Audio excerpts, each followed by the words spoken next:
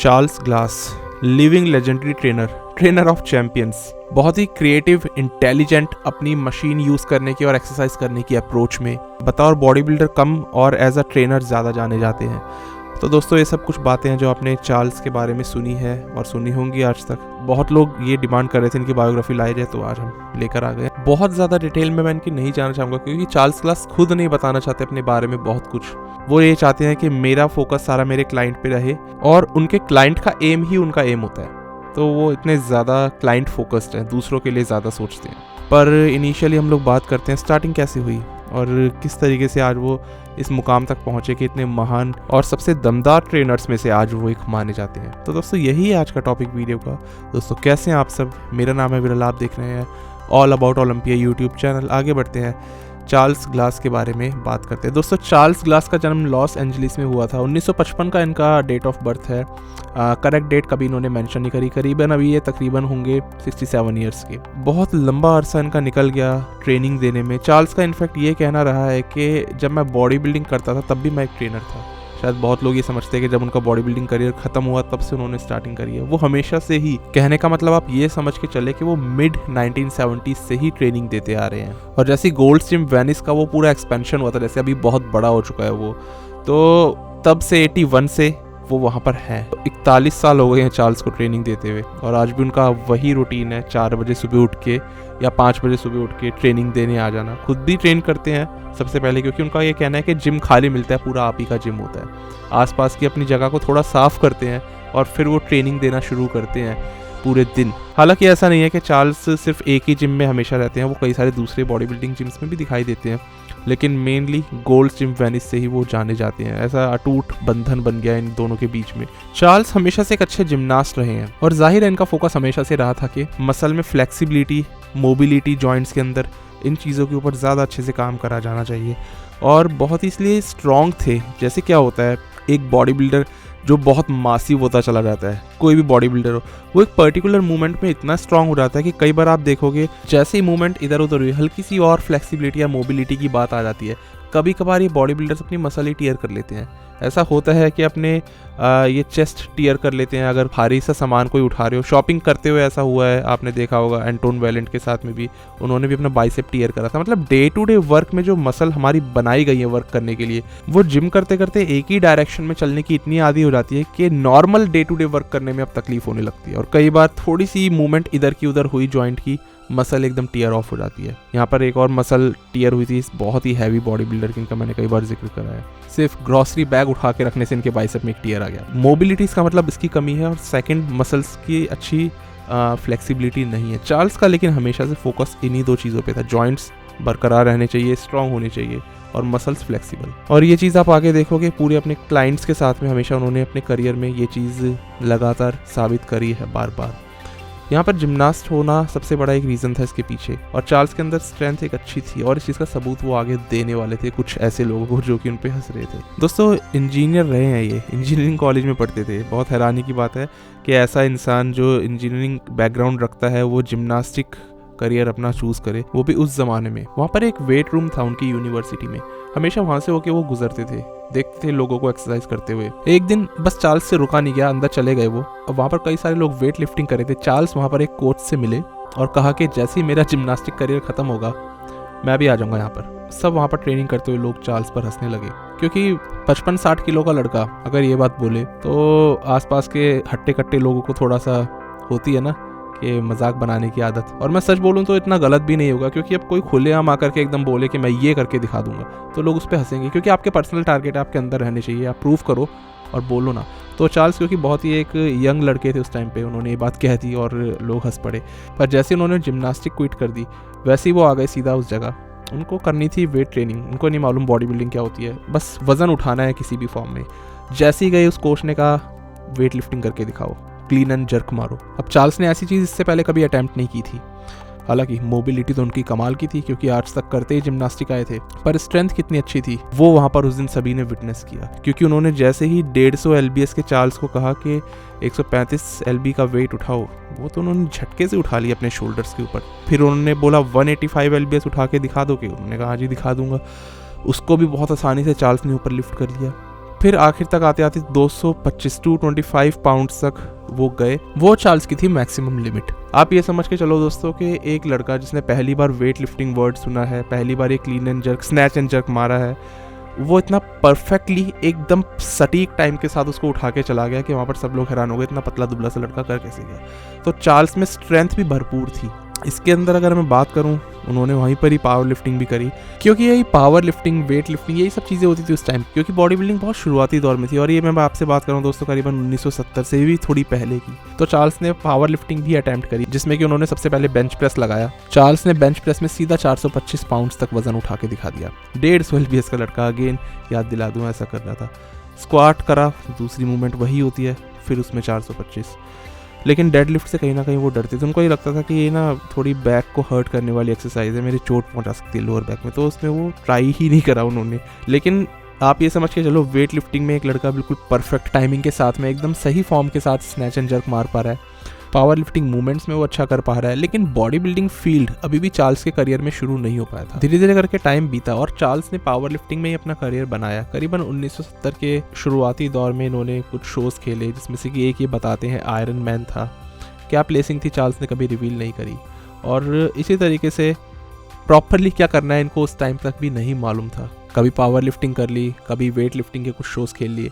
धीरे धीरे करके इनको पता लगा बॉडी बिल्डर्स के बारे में, आर्नोल्ड श्वार्ज़नेगर कौन है, और जितने भी क्लासिक गायस थे ना, फ्रैंक ज़ेन हो गए, स्पेशली एल्बर्ट बेकल्स, उनसे तो बहुत ही ज़्यादा इंस्पायर्ड थे। कुछ चीज़ें उन्होंने उनकी तरह करी भी है अपनी लाइफ में, आगे बताऊंगा। तो एल्बर्ट बेकल्स इनके वन ऑफ द आइडल कहलाए जाते हैं। तो चार्ल्स ग्लास के दोस्त ने इनको बताया था बॉडी बिल्डिंग एक स्पोर्ट होता है। तो चार्ल्स का स्लो इंटरेस्ट आ रहा था बॉडी बिल्डिंग के अंदर। ठीक है, एल्बर्ट बेकल्स की तरह ये चाहते थे और स्ट्रॉन्ग होना, स्पेशली मसल हाइपरट्रॉफी की तरफ अब ये ज़्यादा अट्रैक्ट होने लग गए थे। तो उन्होंने यहाँ से अब अपने करियर का ट्रैक थोड़ा चेंज करना शुरू कर दिया, और 80 के शुरुआती दशक में ये खेलने लग गए थे कुछ कुछ body building competition, local shows. यूँ तो चार्ल्स ने शुरुआत 77 से ही कर दी थी। AAU के अंदर खेल रहे थे। मिस्टर साउथ कैलिफोर्निया जीता इन्होंने उस दौरान। फिर मिस्टर कैलिफोर्निया के कुछ शोज़ खेले, सेकंड थर्ड ऐसी प्लेसिंग रही।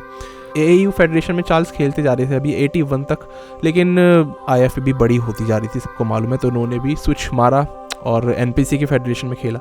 सबसे पहला कंपटीशन 82 से स्टार्टिंग करते हैं ये, नेशनल्स खेल के सीधा थर्ड प्लेसिंग। इससे पहले भी इन्होंने स्टेट के खेले होंगे यहाँ तक क्वालिफाई करने के लिए, पर वो शो नहीं कर रहा लिस्ट में।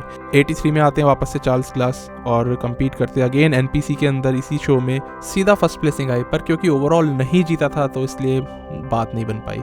फिर सीधा जाते हैं सिंगापुर खेलने के लिए IFBB का मिस्टर यूनिवर्स कंपटीशन। चार्ल्स ने वहाँ पर ओवरऑल टाइटल हासिल किया, खुद बेन वीडर ने उनको ट्रॉफी दी। प्रोबेबली चार्ल्स की one of the best shape थी वो, और तब मिस्टर यूनिवर्स कंपटीशन जीतना मतलब आप एक दमदार बॉडी बिल्डर हो।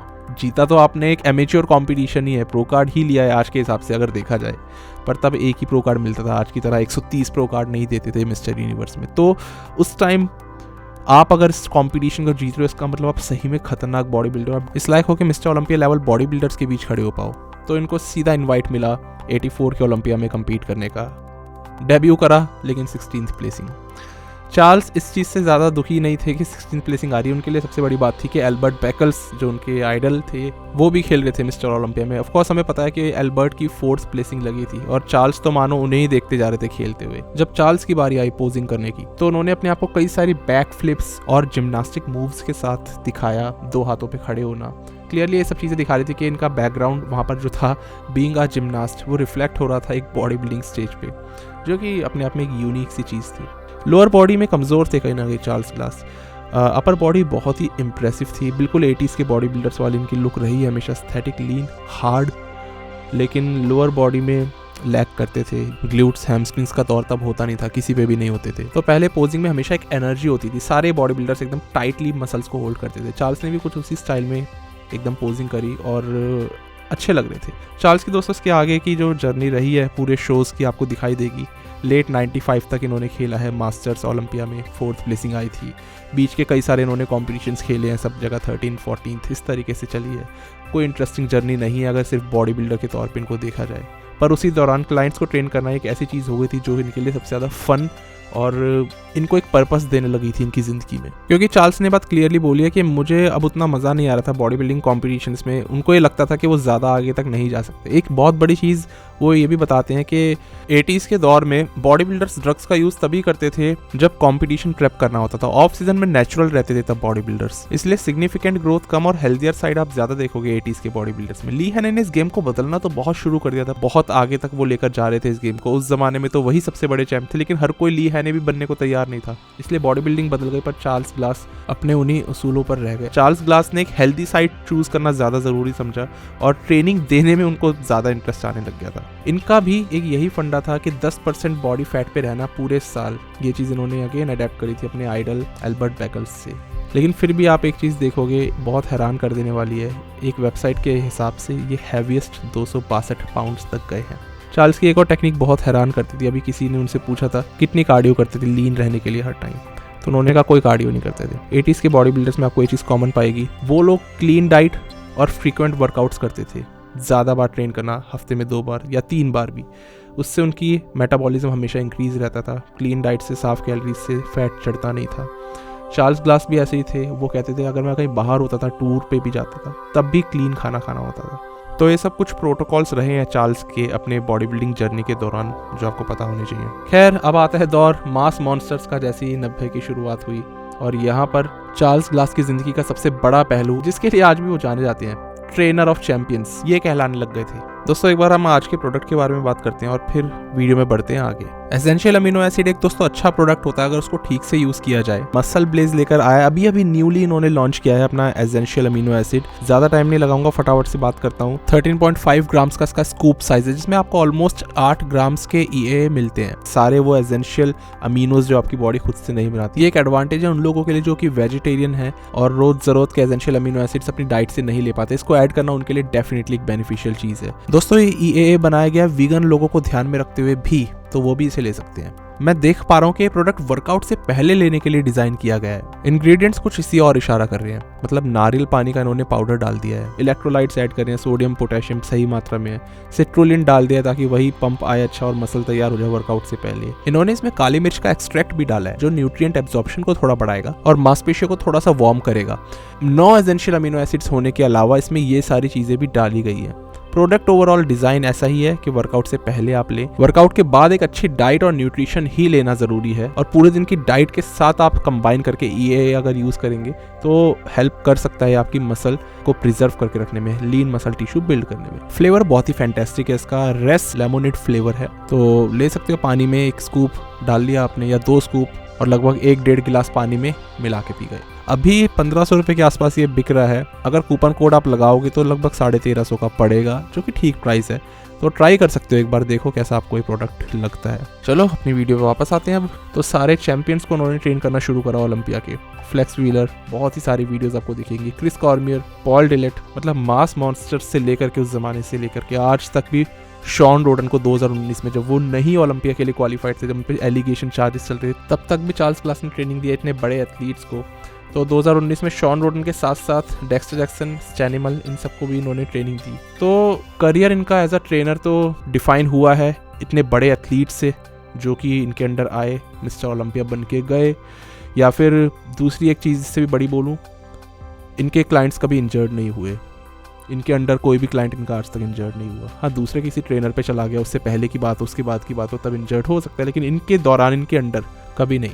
तो चार्ल्स की एक ये बहुत बड़ी स्पेशलिटी है, ये रिकॉर्ड उन्हीं के पास है जितना मुझे समझ आता है। आज लोगों को ये लगता है कि चार्ल्स ग्लास सिर्फ एक ट्रेनर है जो कि बॉडी बिल्डर्स को सिखाते हैं ठीक से वर्कआउट करना, सिर्फ उतना ही उनको पता है। पर चार्ल्स ग्लास एक कोच भी हैं, वो प्रेप भी करवाते हैं कॉन्टेस्ट की, वो डाइट, न्यूट्रिशन, स्टेरॉइड्स, इन सब चीज़ों में डील करते हैं। चार्ल्स ग्लास की सबसे बड़ी जो एक स्पेशलिटी लगती है, वो ये कहते हैं कि एक मशीन को एक से ज़्यादा तरीके से यूज़ किया जा सकता है। जैसे कि हम लोग एक करते हैं कि पैक डैक वाली मशीन से ही, जो बटरफ्लाई वाली मशीन होती है, उसी से हम रिवर्स भी करके रियर डेल्ट ट्रेन करते हैं। वो कहते हैं कि हर एक मशीन के साथ ऐसा किया जा सकता है, बस आपको उसे यूज़ करना आना चाहिए। बहुत ही अजीब सी भी कभी कभार उनकी अप्रोच होती है जो कि देखने वाले को लग सकती है, पर उससे वो हर एक मसल को हिट करवाना जानते हैं। उनको हर बारीकी पे इतना ज़्यादा अच्छे से काम करना आता है। एक नॉर्मल आदमी समझता रह जाएगा कि मेरी ये मसल ग्रो नहीं हो रही है, वो 1 मिनट में वो चीज़ बता सकते हैं कि रीज़न क्या है। चार्ल्स कहते हैं कि पॉल डिलेट थे, उनकी बैक हमेशा से वीक थी क्योंकि वो कभी भी अपनी बैक को उतने ठीक से फील नहीं करते थे। अगर आप अपनी मसल को फील नहीं करोगे, आपकी मसल बॉडी बिल्डिंग के अंदर ग्रो नहीं करेगी। कुछ मसल्स स्टब ऑन होती है, आसानी से ग्रो नहीं करती। उनका ये कहना है कि वो मसल्स के साथ आप एक चीज़ यही नोटिस करोगे कि आपका लिंक नहीं बन पा रहा होगा माइंड का उससे, यानी आप उसको फील नहीं कर पा रहे होंगे। चार्ल्स ग्लास लॉकिंग के अंदर बिलीव नहीं करते। जैसे हम लोग चेस्ट प्रेस करते हैं, डंबल प्रेस, लॉक कर लेते हैं हाथ को, वो कहते हैं लॉक करने से जॉइंट के ऊपर प्रेशर आता है और उस वक्त मसल के ऊपर से वो प्रेशर चला जाता है, और जैसे ही आप उसको रिज्यूम करते हो तो मसल पे एकदम से प्रेशर आता है। कभी कभार अगर ऐसे में हैवी वेट हुआ तो मसल रिप ऑफ भी हो सकती है। उनका तो सिंपल सा फंडा है ये कि मसल टेंशन के अंदर रहनी चाहिए कॉन्स्टेंटली। इसी को वो रीज़न बताते हैं डेक्स्टर जैक्सन की लॉन्जेविटी का। वो कहते हैं कि डेक्स्टर अपने जॉइंट्स पे कभी स्ट्रेस नहीं लेते, बल्कि वो अपनी मसल्स पे स्ट्रेस लेते हैं हमेशा, और इसीलिए उनकी मसल्स ग्रो करती चली गई एक एवरेज वेट के साथ में, एक मीडियम हैवी वेट के साथ में। डेक्स्टर को कभी ज़रूरत नहीं पड़ी बहुत एक्सट्रीम प्रेशर लगाने की। इवन तो चार्ल्स का ये भी क्लेम है कि डेक्स्टर हैवी वेट भी पुश कर सकते हैं, ये नहीं है कि वो वीक हो गए हैं। जब कभी कभार ज़रूरत पड़ती थी वो उनसे हैवी वेट भी पुश करवाते थे, पर हर टाइम नहीं। तो बहुत उनको पता है कितना पर्टिकुलरली एक एथलीट को पुश करना है और कितना टाइम उसको रिकवरी के लिए चाहिए। चार्ल्स ये कहते हैं कि हमें ये नहीं पता होता कि हमें एक मसल रिकवर करने में इतना टाइम लगेगा, और वहीं हम उसको बार बार ट्रेन कर करके अपने पूरे जॉइंट्स, कनेक्टिव टिश्यूज़, लीगामेंट्स को वीक कर लेते हैं और फिर इंजरी के शिकार बन बैठते हैं। उनका ये कहना है कि सही से रिकवरी भी उतनी ही ज़रूरी है। इतनी ज़्यादा अलग टेक्निक्स हैं इनकी। अगर लेग्स में ये वीडियो आपने देखी होगी डेक्स्टर जैक्सन की, साइड जो क्वाड्स होते हैं, जो आउटर स्वीप कहलाया जाता है, उसको अलग से टारगेट करने के लिए इन्होंने डेक्स्टर को इस तरीके से पुश करवाया। मतलब आमतौर पे आप इस तरीके से नहीं देखोगे करते हुए दूसरे लोगों को एक्सरसाइज। और बहुत लोगों के आउटर स्वीप होते भी हैं वीक, लेकिन उनको आता है अलग से हिट करवाना। चार्ल्स वैसे भी अपनी आदत से मजबूर है कि नहीं, एक मशीन को आप ज़्यादा तरीके से यूज़ कर सकते हो, उसको सिर्फ एक टाइप कास्ट मत कर दो कि यही इसी तरीके से काम करेगी। हैक स्क्वाट वाली आपने टेक्निक देखी है चार्ल्स की, आगे से भी उसको कर रहे हैं और फिर पलट के खड़े होकर दोबारा कर रहे हैं उसी को, उसी एक्सरसाइज को हिट। तो इन चीज़ों के लिए जाने जाते हैं ग्लास, इसीलिए वो बहुत ही डिफरेंट काइंड के ट्रेनर माने गए हैं। ऐसी मैंने एक इनकी देखी थी, पुशअप्स करवा रहे थे कुछ एथलीट्स को, इतना टफ करवा दिया उसको, पैर पूरे दीवार से बिल्कुल चिपकवा के, और हाथों पे ज़्यादा प्रेशर आ गया, चेस्ट का पूरा प्रेशर हाथों पे पड़ रहा था, पुशअप्स करने ज़्यादा मुश्किल हो गए।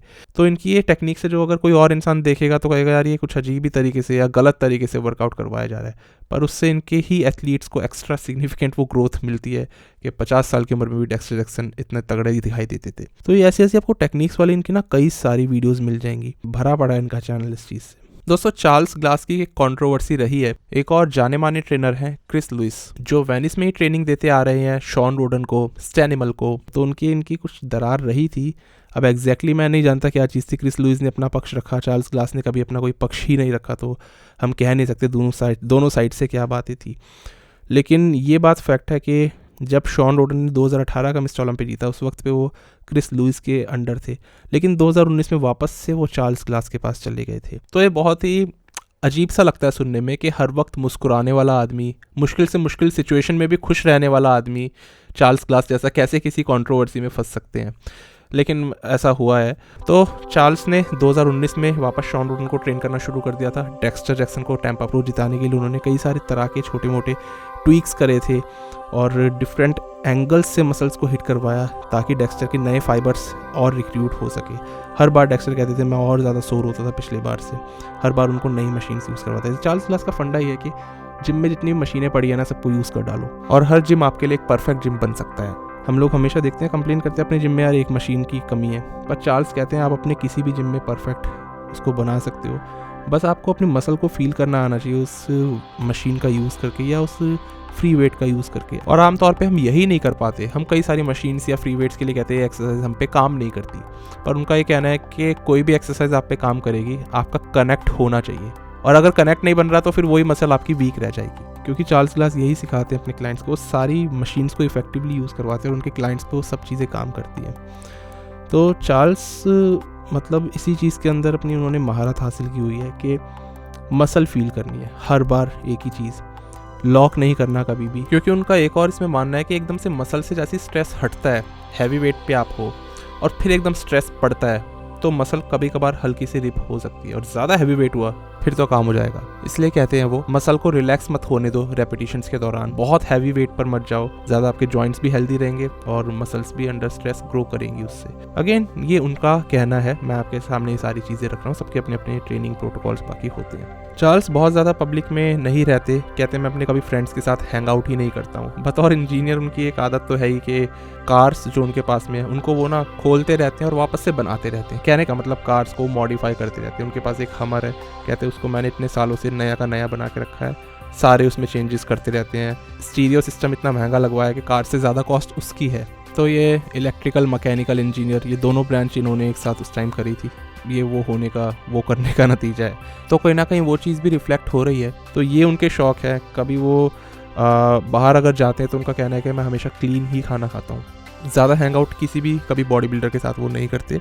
जिम आते हैं, अपना काम करते हैं, बातचीत करते हैं, अच्छे से सबसे पेश आएंगे और वापस चले जाएंगे। अब दोस्तों ऐसा नहीं है कि चार्ल्स ग्लास एक ही जिम में हमेशा से है। अब वो दूसरे सब जिम्स में भी आपको दिखाई देते होंगे कई सारी ट्रेनिंग वीडियोस के दौरान। सिर्फ वो गोल्ड्स वाले जिम मैका में नहीं जाते, लेकिन आमतौर पे उनका पूरे एक तरह से आप कह लो ज़िंदगी उसी जिम में बीत गई। सुबह सुबह अपना वर्कआउट तो ये करते ही हैं। उस एरिया को पहले तो क्लीन करते हैं, उन मशीन्स को जहाँ पे इनको करना होता है, जैसे मतलब बिल्कुल वर्कशिप होती है पूजा की तरह, वैसा करते हैं ये। वेट्स कभी भी नहीं फैलेंगे अगर ये इस्तेमाल करेंगे, वापस रख के आएंगे और फिर उसके बाद में पूरे दिन क्लाइंट्स को ट्रेन करते हैं। चार्ल्स अपने क्लाइंट्स में कभी कभार इतना ज़्यादा खो जाते हैं, इतना एक ऑब्सेशन आप कह लो उसको, कि खुद की हेल्थ पे ध्यान नहीं देते। ऑल्दो चार्ल्स का ये कहना है कि आपको हेल्दी रहना बहुत ज़रूरी है और ये चीज़ सिर्फ आपको ब्लड वर्क ही बता सकता है।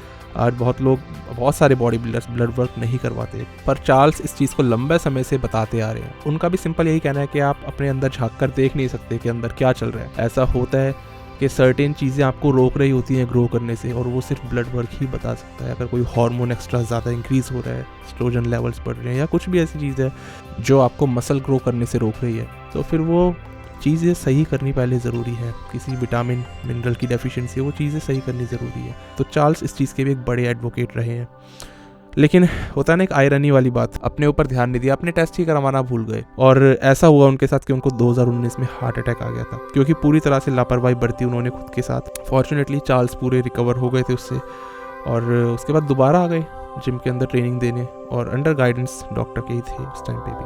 पर चार्ल्स का कहना है आपको स्मार्टनेस के साथ ही बॉडी बिल्डिंग करना चाहिए। वर्कआउट के लिए वो 1 घंटे से ज़्यादा नहीं एडवाइस करते हैं। इस वीडियो में आप देख सकते हैं उनका ये एक रीज़न है जो कि वो पेश करते हैं। 12 sets, that's all we need to do, because anything longer than that, there's plenty of blood there. Yeah. Now you want your body to feed off that blood.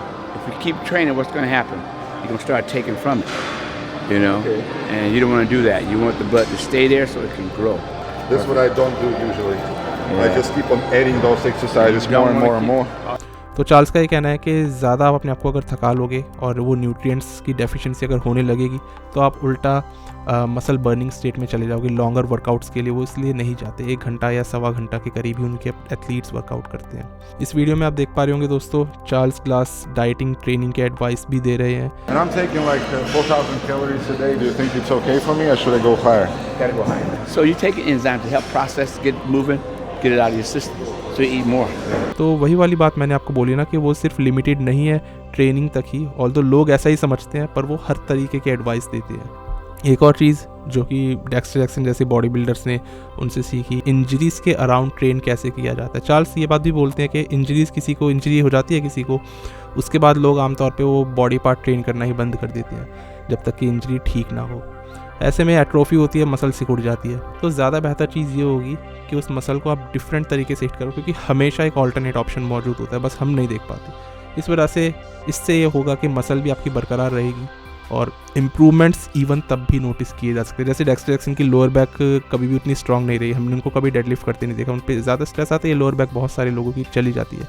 पर बावजूद उसके डेक्स्टर जैक्सन की बैक बहुत अच्छी रही है अपने career में और इम्प्रूव करते चले गए। तो सिर्फ डेडलिफ्ट ही ऐसा ऑप्शन नहीं है कि उसी को समझा जाए कि बैक इम्प्रूव होगी, और ऑप्शंस हमेशा होते हैं और मसल ग्रो करने की दूसरी टेक्निक्स हो सकती हैं। ये सब चार्ल्स ग्लास का कहना है। एक चीज़ मुझे चार्ल्स के बारे में बहुत ही तगड़ी लगती है।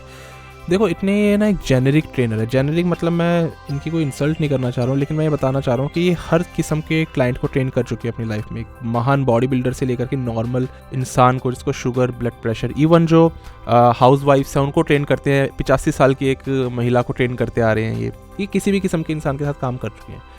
उससे क्या होता है ना, एक ट्रेनर जो जिम में होता है वो कई सारी जगह पर निगाह रखता है। मेरा एक क्लाइंट एक इधर वर्कआउट कर रहा है, एक उधर कर रहा है, एक इधर कर रहा है। ऐसा होना चाहिए था, पर सरप्राइजिंगली ऐसा है नहीं। चार्ल्स हमेशा एक टाइम पे एक ही क्लाइंट के साथ मौजूद होते हैं, पूरा फोकस उस पर होता है। भले वो एक आम इंसान हो या फिर डेक्स्टर जैक्सन, वो उतना ही इक्वल ट्रीट करते हैं। ये फ़र्क नहीं दिखता उनकी नेचर में कि ये इंसान का दर्जा ऊपर है तो इसको मैं ज़्यादा अहमियत दूँ। उनका ये रवैया है ही नहीं। उनकी आदत ये है कोई भी अगर इंसान ट्रेनिंग कर रहा होगा ना, बिल्कुल उसके साथ खड़े रहेंगे। इनफैक्ट उसके लिए वेट री-रैक भी करते हैं। आपने देखा होगा डेक्स्टर, शॉन रोडन, इनके वेट उठा के खुद रख के आते हैं। वो कहते हैं वहीं पर ही बैठे रहो, आप वहीं रहो, मैं करूँगा जो करना है। साथ में रहते हैं, इधर उधर ध्यान होता नहीं है, मोबाइल में लगे रहते हैं। जैसे कई लोग अपने क्लाइंट को छोड़ देते हैं, चार्ल्स ऐसा कभी नहीं करते, पूरा ध्यान चार्ल्स का सिर्फ उन पर होता है।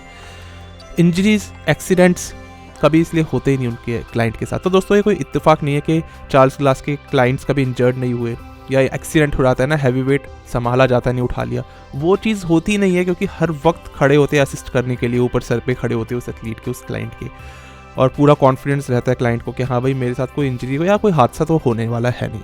तो इतना एक क्लाइंट पे सिर्फ ध्यान देना, बाकी सबको इग्नोर कर देना। ये चीज़ मैंने चार्ल्स क्लास में देखी। ये बड़े ट्रेनर्स में हो सकती है, हैनी रम्बॉट के साथ होना नेचुरल है, वो बहुत लिमिटेड क्लाइंट्स को ट्रेन करते हैं, तो सभी को करते हैं।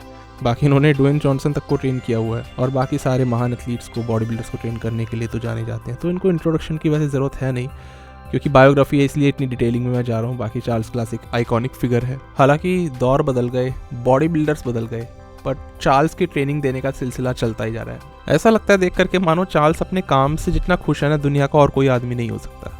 वो कहते हैं मैं इस चीज़ को दोबारा करने के लिए तैयार हूँ अपनी ज़िंदगी में, दोबारा कंपटीशन खेल करके फिर से लोगों को ट्रेन करते रहना चाहता हूँ। उनका अल्टीमेट पर्पस है ये, जबकि पूरा दिन इनका एक ही काम करते हुए जिम में बीत जाता है। इतना खुश रहते हैं, थकावट उनके चेहरे पे दिखती है नहीं। क्या होता है ना दोस्तों, दुनिया का हर एक आदमी बोर हो जाता है एक टाइम बाद, भले वो अपना पैशन भी फॉलो कर रहा हो, वो एक टाइम बाद काम बनने लगता है, काम बन जाता है तो फिर बोरियत आती है। चार्ल्स के साथ ऐसा है ही नहीं। तो ये आप बताओ आपको इनसे क्या सीखने को मिलता है। मैंने बहुत ही कम लोग देखे हैं इस इंडस्ट्री में जो अपने गुणगान नहीं करते, जो अपनी अचीवमेंट्स नहीं गिनवाते। देखो मैंने ये करा है, इतने एथलीट्स को तैयार किया है मैंने, और सिर्फ अपना काम करते चले जाएं, इवन अपने बारे में बात भी ना करना पसंद करें। बहुत कम लोग देखे मैंने ऐसे। आप बताओ आपको भी चार्ल्स के बारे में ऐसा ही लगता है? बस दोस्तों यही था, आपको क्या इनसे सीखने को मिला वो भी बता सकते हो कमेंट्स में। और बस मिलते हैं अब एक नई वीडियो में एक नए टॉपिक के साथ। तब तक के लिए स्टे ट्यून्ड, गुड बाय, शुक्रिया।